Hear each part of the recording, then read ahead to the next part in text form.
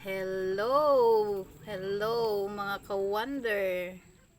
Ito ang inyong ka-wonder, nagpapahinga ng sandalit at habang ako'y nagkakape. Ito, nagkakape ako.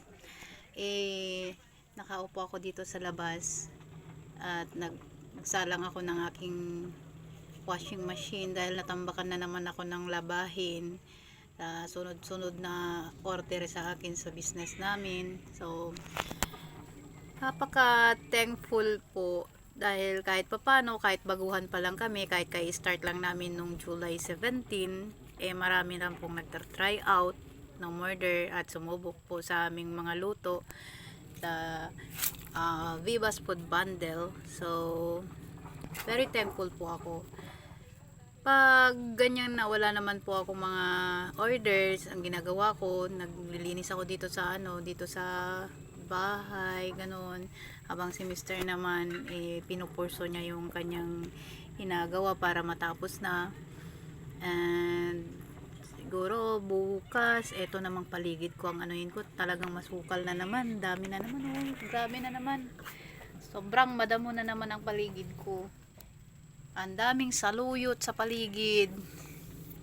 Labong na lang kulang, no? Sarap yun. Tapos lagyan mo ng inihaw na inihaw na hito, yun. Sarap talaga yun. Tapos ko kasi pati yung yung grapes ko, hindi ko na rin naasikaso dahil sa sobrang dami ng ginagawa. Ayan yung grapes ko, masukal na rin. Hindi ko pa na natitrim. Oo. Masukal na siya. Kailangan na siyang itrim para mamunga. Ayun, may mga bulaklak na pala siyang bago. Yan oh. Ayun, namumulaklak na pala siya.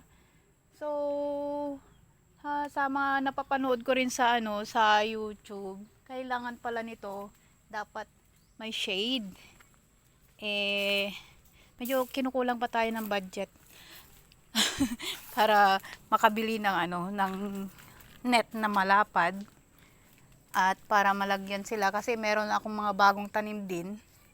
So kahit dito sa likod ko masukal na rin, hindi ko na naasikaso. Nung nagtanggal ako ng damo, partial lang dahil sa dami na ng puno, hindi rin nalaki yung mga tanim ko. Ayan. Yan, hindi makalaki dahil dito sa ng kawayan, masukal na. Tapos yan, sobrang madamo na ang paligid namin. Baka mamaya na ng ahas. Kaya kailangan na namang damuhan.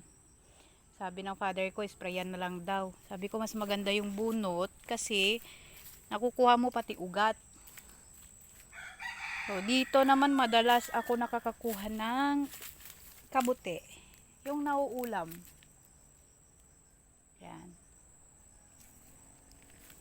Kaso ngayon wala kasi ilang araw nang hindi naulan na naman. Pag 3 araw sunod-sunod, nagsusulputan na naman sila dyan.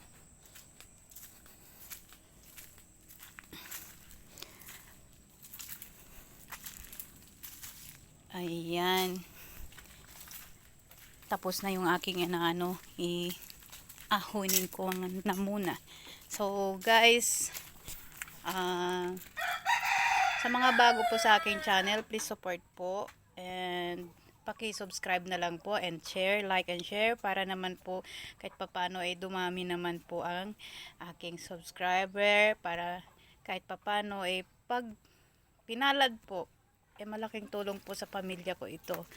At malaking tulong po sa mga dapat kong tulungan at gusto kong tulungan po. Salamat po ng marami. Bye-bye.